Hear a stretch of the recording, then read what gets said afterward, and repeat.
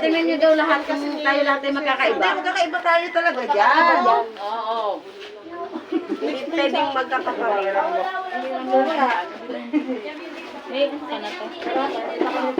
Tapos swede mo yan. Meron na kasi akong ganito. Di ba nung nag-aro tayo doon? Wala nga eh, nagkawala ako. Kasi di ba sabay-sabay tayo nag-game. Meron akong sagot.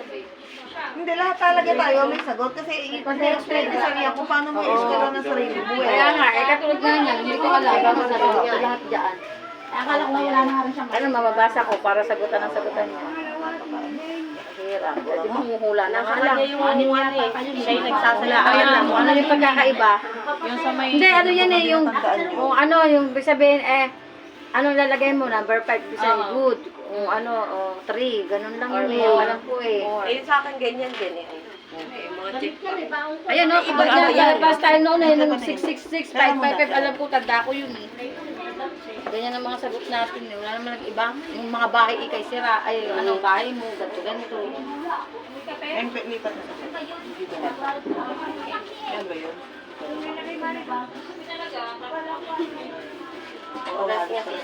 Parehas naman ang sagot.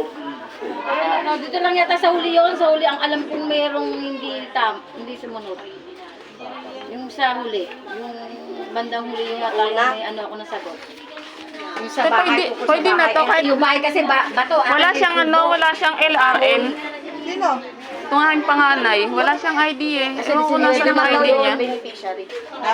Pwede na yan, hindi ko naman beneficiary ang panganay ko eh. Kasi 19 na lang yan, hindi naman niya kasabi na saan talaga. Ano ba ito? Napasok pa? Oh, grade 10. Yan yung panganay ko. Pero hindi ko naman na yung beneficiary eh. Ba't ayaw mo ipasok yan? Eh, ano na yan? 20 na yan. Hindi na pwede yan. Kaya kumbaga, pwede na rin siguro nga yan eh. Madali din na napasok eh. Wala daw kay ate.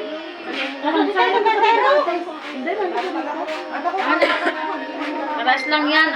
Hindi mo pwede kopyahin yung akin. Paras nga lang. Sa uli lang talaga may ano. Hindi pwede pagka nagkapares tayo nalaman, pares tayo tanggal. Sabi ko sa iyo. Hindi, tingnan mo lahat ang sagot. Pero parehas. Hindi mo ito pwede kopyahin. Ano ka ba? Eh, paano nga ako nasagot niyan? Eh, wala nga akong ano.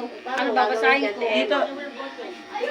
Pwede ka kumopya sa akin ng paunti-unti sa iba, yung iba. Oo, sa iba. Gano'n na lang. Hindi pwedeng pares tayo magkakapareho. Hindi, tingnan nyo. Yeah, iskoran mo na to. Iskoran mo na yan. Ayan. Kasi dito, nakita ko lahat tayo. Isa lang yung score. Lagay mo na. 6-6, ilagay mo. Pero yung kay Jubel, wag na kasi hindi naman 18 yan. Si Jubel. Dito mo ilagay, oh. Okay. Baka mamaya magkamali ako dito ko inilagay. Kaya nga tinuturo sa'yo kung saan mo ilalagay. Sa code, 6-6. Dalawa lang ilagay mo. Yan. Ayun na yan. Dito naman, next. Yan din, ganun din. Mag-i-score ka kagad. Wala kang hindi mo malaman kung sino i-scorean mo. Hindi mo pa nilalagay. Hindi mo pa sinusulat mga Kayong dalawa lang din ulit yan ng asawa mo.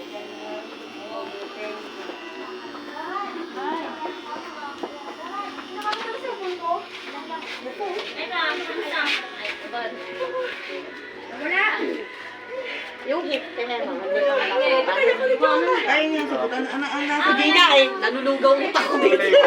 Hindi ko alam kung paano sasagutan. Naalala ko na doon ako natin. Pag yun yan eh. Kasi ito, huwag ka magmuna.